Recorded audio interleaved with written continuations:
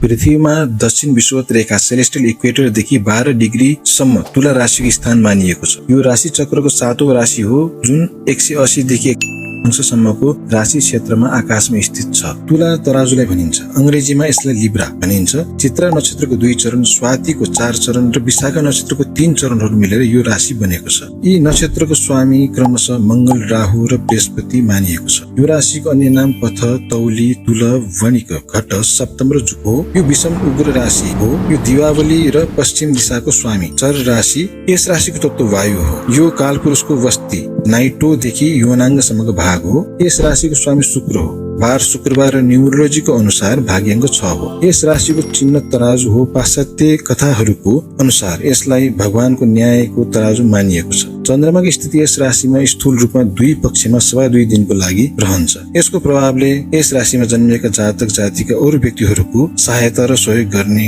परिवर्तनशील, आस्तिक, विज्ञानको ज्ञाता, परिवारको हित गर्ने, ख्यातिको इच्छुक र राजनीतिको जानकार, दूरदर्शी हुन्छन्। यस प्रकारका व्यक्ति अवश्य नै गुणी र विद्वान हुन्छन् भने यिनमा चारित्रिक बल र न्यायिक योग्यता पनि यिनमा हुन्छ। वायु तत्वको राशि हुनाले यी राशिको व्यक्तिहरूको लक्ष्य ठूलो र महान कार्यहरूप्रति अग्रसर हुन्छन्। शुक्र ग्रहको स्वामित्व तुला राशिलाई प्राप्त हुनाले यस राशिमा जन्मिएका अधिकांश जातक जातिका मिलनसार र हँसमुख स्वभावका हुन्छन्। यिनीहरूमा बनावटीपन हुँदैन। तुला राशिमा जन्मिएका व्यक्तिहरू तीव्र निरीक्षक र असाधारण दूरदर्शिता भएको हुन्छ। यस्तो व्यक्ति दृढ निश्चयी, आदर्शवादी, धर्मद्वारा प्रभावित, प्रेरणाद्वारा निर्देशित, सत्य, ईमानदार, स्वतन्त्र एवं न्यायप्रेमी, अभिव्यक्ति र सम्प्रेषणमा दक्ष, कला र सौन्दर्यको पुजारी, सम्बन्धहरूमा तालमेल र सौन्दर्यको इच्छा राख्ने, शान्तिप्रिय, विनम्र, कल्पनाशील, गर्मजोश देखाउने, मिलनसार, सुख सुविधा प्रेमी, राम्रो साथी, सुखद वातावरण मन पराउने, जीवन साथी र व्यापारिक साझेदारसँग मधुर सम्बन्ध राख्ने, कोही कोही अति खर्चालु, भव्यता मन पराउने, कुराकानीमा